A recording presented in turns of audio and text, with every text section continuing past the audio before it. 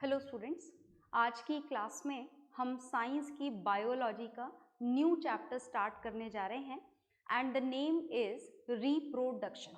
Is it okay? तो reproduction हमको यहाँ पर पढ़ना है, तो बहुत ध्यान से सुनिएगा। बहुत सारी बेसिक इंफॉर्मेशन आपको यहाँ पर मिलेगी रिप्रोडक्शन के बारे में। तो देखिए, यहाँ पर इस चैप्टर को शुरू करने से पहले हम इस चैप्टर का नाम का मतलब समझ लेते हैं।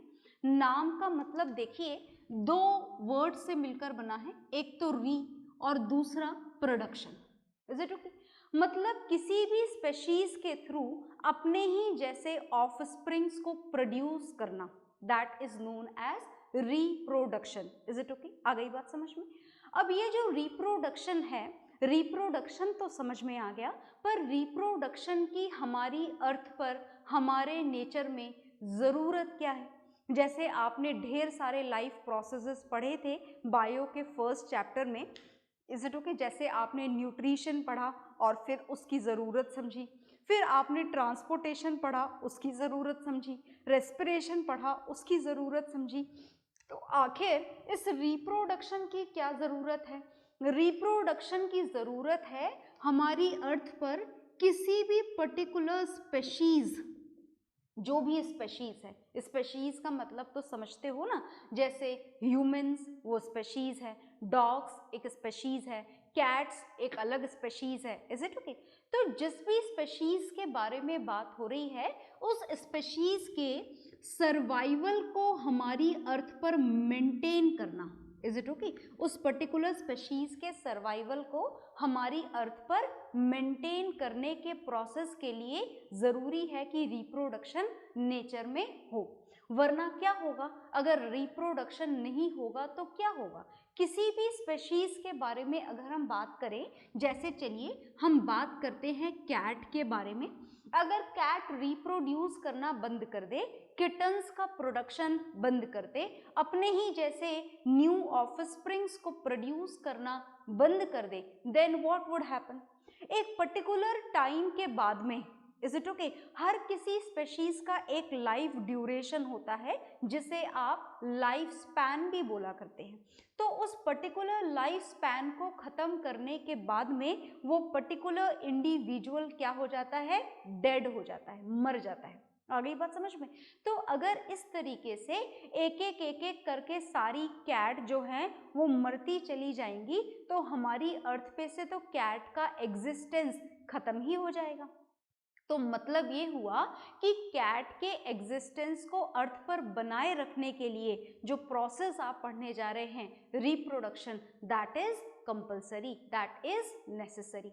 तो not only for cats, even for the plants, even for the small bacterias. Is it okay? जैसे आप प्लांट्स देख रहे हैं अलग अलग टाइप के, जैसे आप एप्पल फ्रूट खाते हैं, तो अगर एप्पल में रिप्रोडक्शन बंद हो जाए, अगर एप्पल के ट्री और नए प्रोड्यूस होना बंद हो जाए, तो धीरे धीरे एप्पल नाम की जो स्पेशीज है वो तो आपकी अर्थ से क्या हो जाएगी? गायब हो जाएगी। उसका एग्जिस्टेंस क्या हो जाएगा?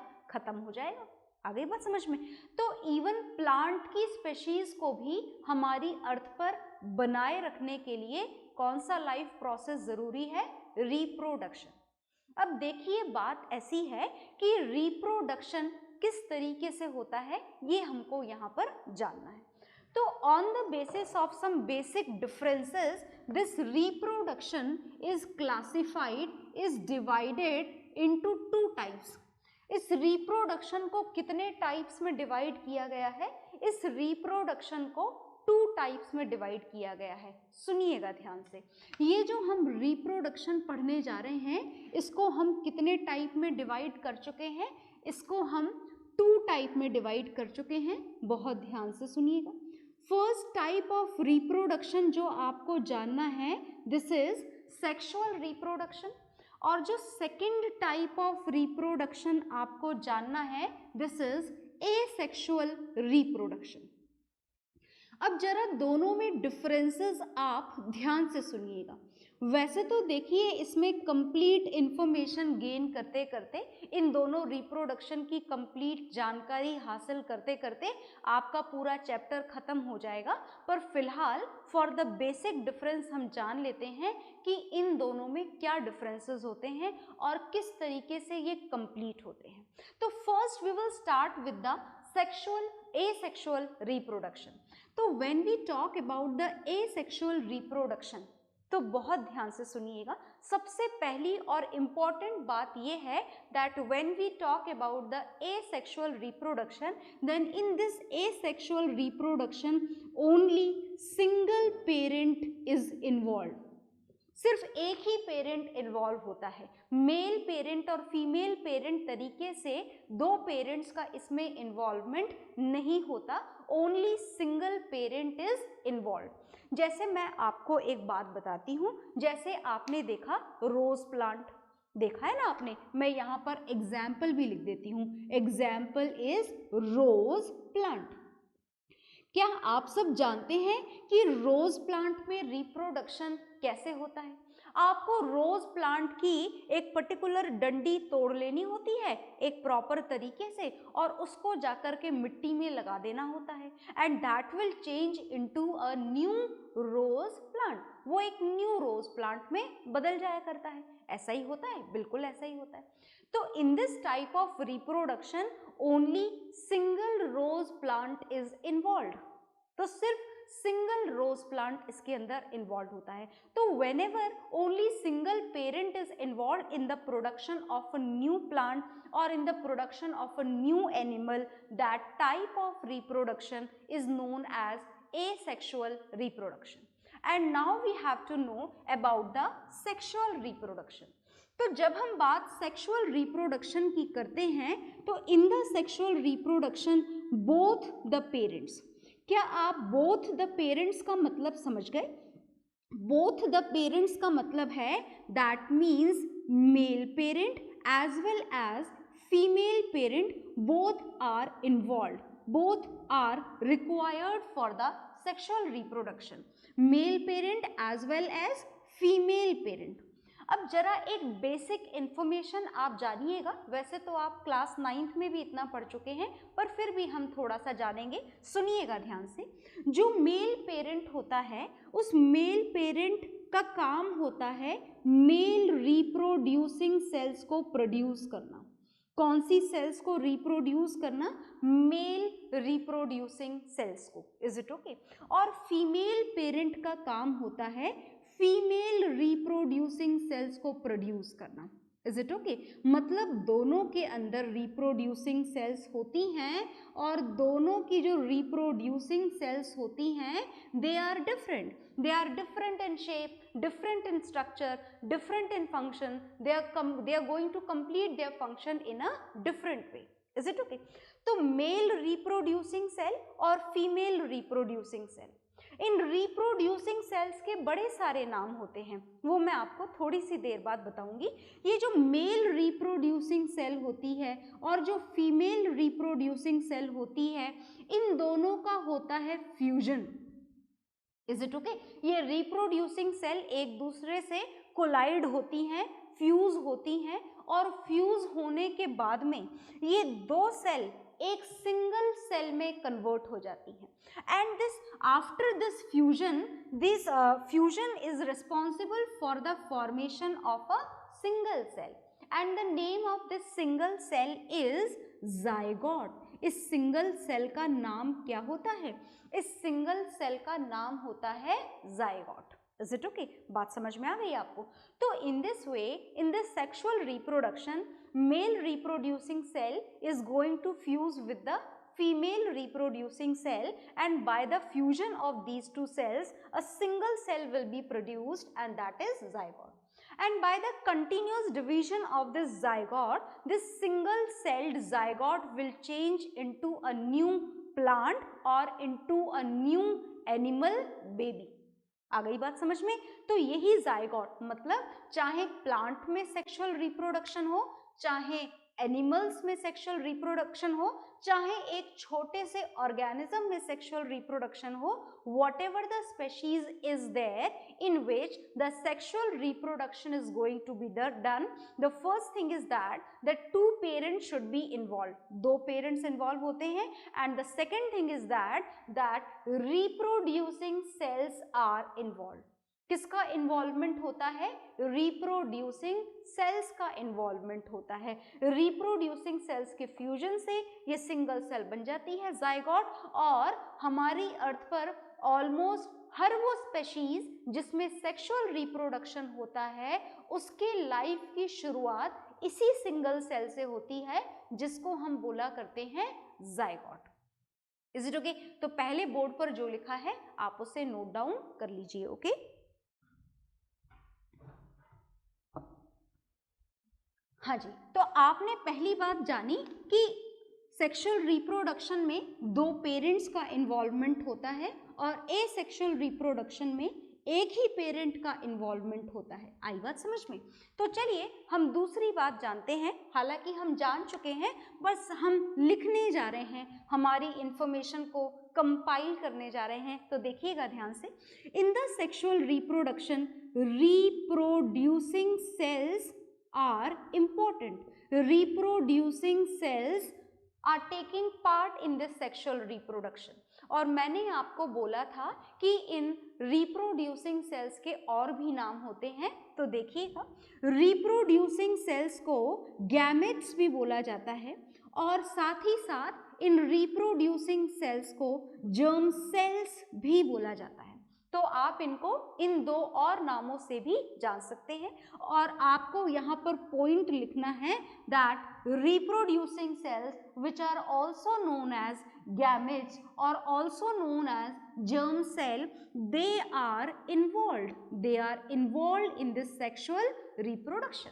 But when we talk about the asexual reproduction, then all those organisms which are going to perform this asexual reproduction, they do not involve their reproducing cells, or you can say they do not have the reproducing cells in their body. Is it okay? तो हम यहाँ पर लिखेंगे no reproducing cell is involved.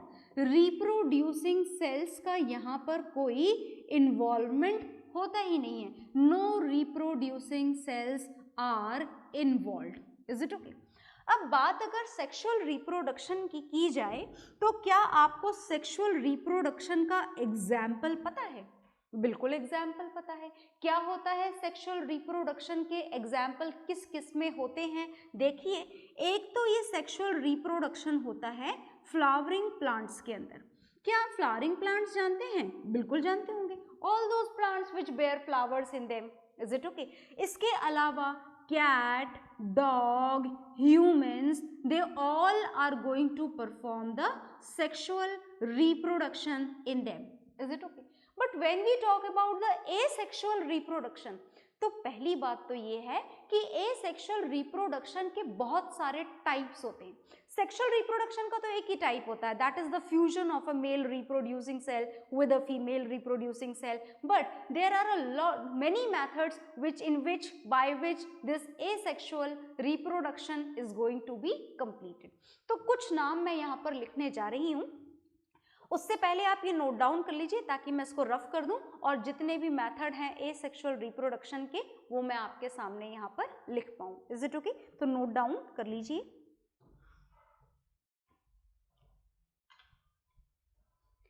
हाँ जी, तो आपने note down कर लिया होगा, और नोट डाउन करने के साथ में आपको जो एसेक्सुअल और सेक्सुअल रिप्रोडक्शन में जो मेन डिफरेंस था वो पता लग चुका है। हालांकि डिफरेंसेस अभी खत्म नहीं हुए हैं, डिफरेंसेस और भी हैं, अभी मैं आपको बताने जा रही हूँ।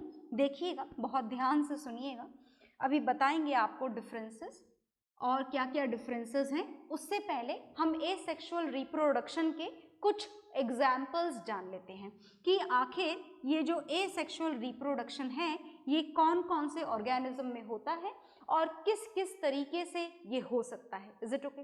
तो देखिएगा ध्यान से, जैसे जो फर्स्ट मेथड मैं आपको एसेक्सुअल रिप्रोडक्शन का बताने जा रही हूँ, that this is very simple method of reproduction, and this method of reproduction is known as fission. Fission में यहाँ पर आपको बहुत ज्यादा डिटेल में नहीं, बस एक नाम लिख करके खत्म कर रही हूँ। इस फिजन को फिर हमें पढ़ना है फुल डिटेल में। Is it okay? फिजन का मतलब वैसे क्या होता है? फिजन का मतलब होता है स्प्लिटिंग, किसी भी चीज का टूट जाना। और टूटने के दो तरीके होते हैं, एक तो होता है बाइनरी फिजन। कौन सा होता है? Binary fission. और एक होता है मल्टीपल फिजन। दो टाइप के फिजन होते हैं ना, binary fission and multiple fission. Binary fission का मतलब आप समझ गए, अगर कोई सी भी चीज सिर्फ टू पार्ट्स में टूटे तो उसे हम बोलते हैं बाइनरी फिजन। और एक ही बार में कोई स्पेशीज खूब सारे पार्ट्स में स्प्लिट हो जाए तो उसे हम बोलते हैं मल्टीपल फिजन। तो बाइनरी फिजन जो ऑर्गेनिज्म यूजुअली परफॉर्म करते हैं उनमें से एक का नाम मैं आपके सामने यहाँ पर लिख देती हूँ। This is amoeba. That is the organism, unicellular organism it is, which is going to perform the reproduction by the process of binary fission. Is it okay? And the multiple fission is that type of fission in which the single organism is going to split into so many new organisms. Is it okay? आ गई बात समझ में? तो multiple fission से जिस particular organism में होता है, होता तो बहुत सारों में है, पर मैं सिर्फ एक ही एग्जाम्पल लिख रही हूँ ताकि आप उसे अच्छे से याद रख पाएं। एटसेट्रा लगा देते हैं हम यहाँ पर भी लगा देते हैं। This is Plasmodium. प्लाज्मोडियम आप जानते होंगे, plasmodium is that protozoan in which is responsible for the malaria disease, जानते हैं आप। And in this plasmodium the multiple fission is going to takes place. Is it okay? तो ये आपने पढ़ा फर्स्ट मेथड, पढ़ा नहीं है अभी तो सिर्फ नाम लिखा है, पढ़ेंगे हम इसे फुल डिटेल में। Second type of method in which asexual reproduction is going to be done, that is budding। जो नेक्स्ट मेथड आप पढ़ने जा रहे हैं वो आप पढ़ने जा रहे हैं budding। This is a name of the another type of asexual reproduction and how it is done that we'll see later। फिलहाल आप इसके सिर्फ दो या एक नाम याद रखेंगे। जैसे एक smallest, simplest multicellular organism Hydra is there in which the reproduction is going to be completed by this budding method। Is it okay? Hydra के अलावा यीस्ट भी आप इसका एग्जाम्पल लिख सकते हैं एंड मेनी मोर। आप फिलहाल दो याद रखें, इतना आपके लिए काफी है, ठीक है। नेक्स्ट जो मेथड मैं यहाँ पर लिखने जा रही हूँ, देखिएगा ध्यान से। This next method is regeneration. कौन सा मेथड हमने यहाँ पर लिखा? हमने लिखा रीजेनरेशन। रीजेनरेशन के साथ साथ और कौन कौन से मेथड हैं देखते जाइएगा। Fourth method is spore formation. Is it okay? Spore formation. Fifth method is fragmentation. Fragmentation. Is it okay? मैं इनके एग्जाम्पल नहीं लिख रही हूँ, एग्जाम्पल हम पढ़ेंगे जब इन मेथड को फुल डिटेल में तो आपको बता दिए जाएंगे।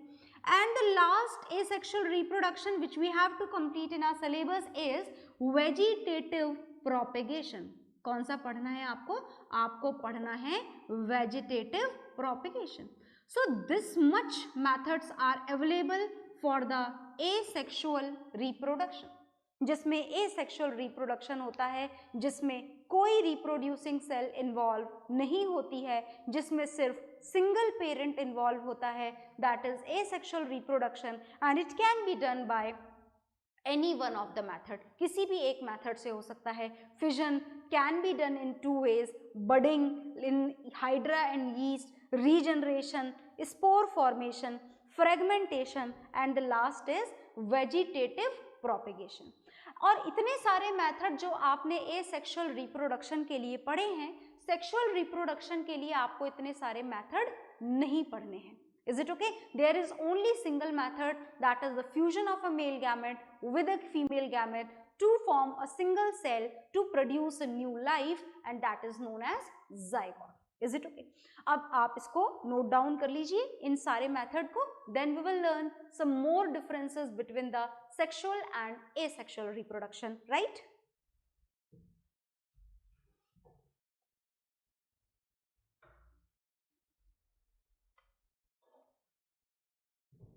तो आपने ये नोट डाउन कर लिया होगा, और नोट डाउन करने के बाद में जैसा कि मैंने बोला आपको कि हमें और भी मेथड जानने हैं, और भी मेथड नहीं जानने हैं, सॉरी, और भी डिफरेंसेस जानने हैं, differences between sexual and asexual reproduction. तो चलिए हम डिफरेंसेस जानेंगे।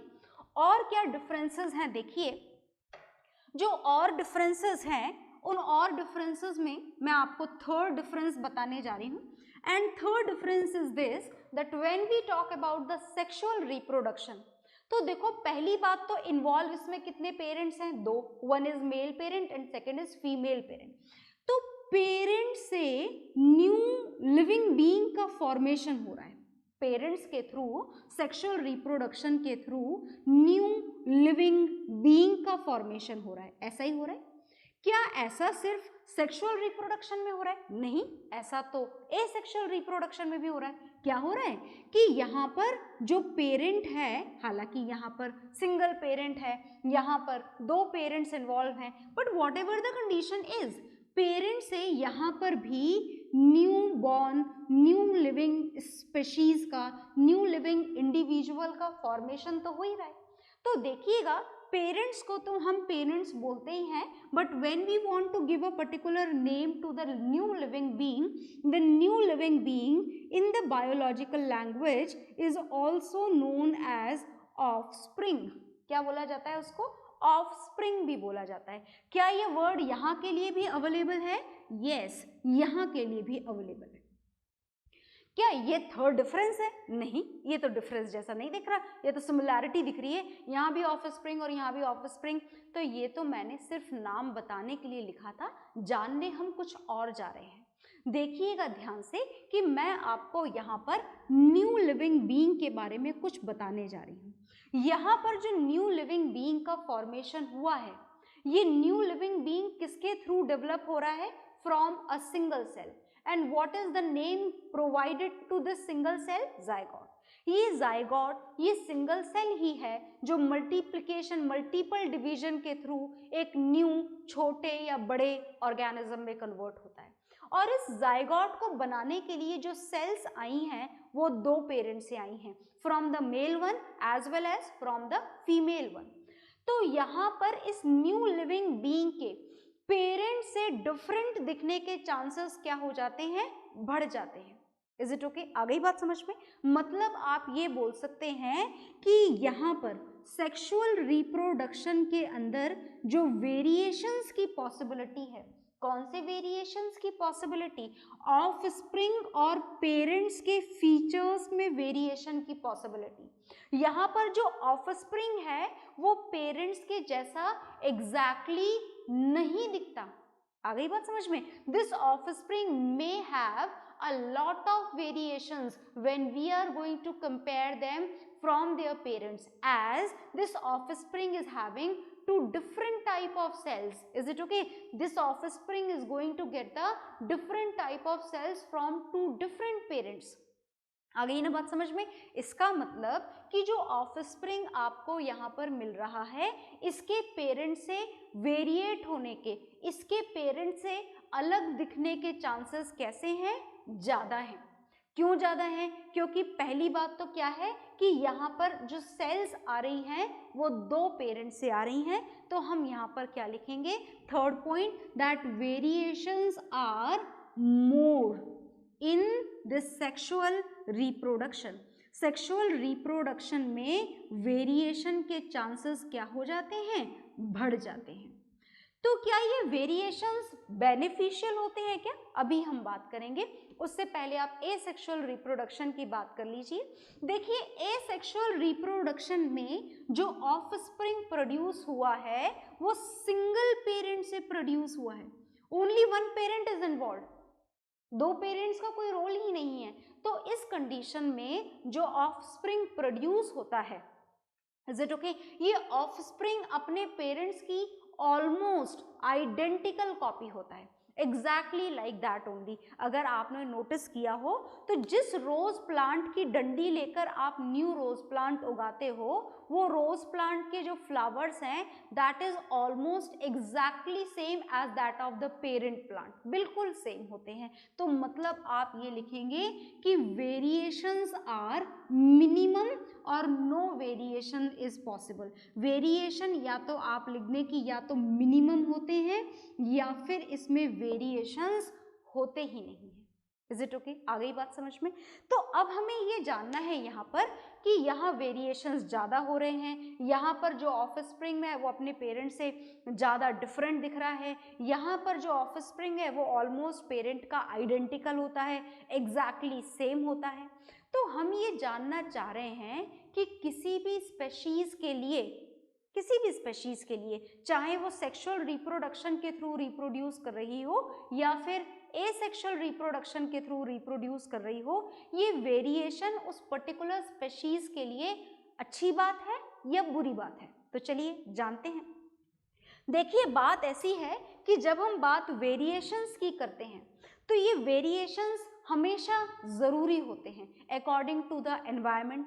एनवायरमेंटल कंडीशन के अकॉर्डिंग आप अपनी बॉडी को धीमे धीमे क्या चले जाते हो, मॉडिफाई करते चले जाते हो। तो आपके एनवायरनमेंट भी तो बदल रहा है ना, एनवायरनमेंट भी तो एग्जैक्टली सेम नहीं है। टेम्परेचर में बदलाव आ रहे हैं, प्रेशर में बदलाव आ रहे हैं, आस की जो फॉरेस्ट एंड वाइल्ड लाइफ है उसमें चेंजेस आ रहे हैं। तो इतने सारे चेंजेस के अकॉर्डिंग आपकी बॉडी में भी जो सूटेबल चेंजेस हैं वो आना बहुत ज़रूरी है। तो वो चेंजेस आपकी बॉडी में कहाँ से आते हैं? इसी रिप्रोडक्शन के दौरान होने वाले वेरिएशन से आते हैं। मतलब जब भी ऑफस्प्रिंग में वेरिएशंस प्रोड्यूस होते हैं तो these variations are usually beneficial for the survival of that particular species on the earth. Is it okay? उनके सर्वाइवल के चांसेस को ये वेरिएशंस क्या कर देते हैं, इंक्रीज कर देते हैं। पर अगर एग्जैक्टली आइडेंटिकल हो तो पेरेंट्स में जो कमियां होती हैं, जो भी कमी हो, जो भी डिफेक्ट हो, जो भी डिसीज हो, वो almost as it is offspring में ट्रांसफर हो जाती है। और उस तरीके से एज इट इज वो जो पर्टिकुलर स्पेशीज है वो एनवायरनमेंट के अकॉर्डिंग एडेप्टेशन नहीं कर पाती तो उसके सर्वाइवल के चांसेस क्या हो जाते हैं, कम हो जाते हैं। तो बस हमें जो बात पता लगी कि वेरिएशंस जो हैं वो क्या हैं, वेरिएशंस आर बेनिफिशियल। वेरिएशंस कैसे होते हैं, बेनिफिशियल होते हैं। क्यों बेनिफिशियल्स होते हैं? For their survival. Is it okay? इनके सर्वाइवल के लिए बॉडी के अंदर बदलाव होते रहना क्या होता है, बहुत जरूरी काम होता है। Is it okay? तो whatever is there on the board you just note it down, the differences between sexual and asexual reproduction. Okay?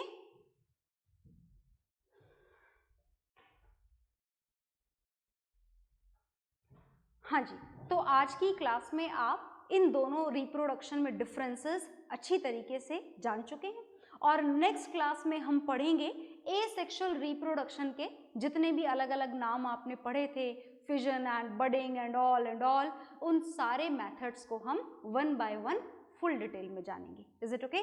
Bye everyone.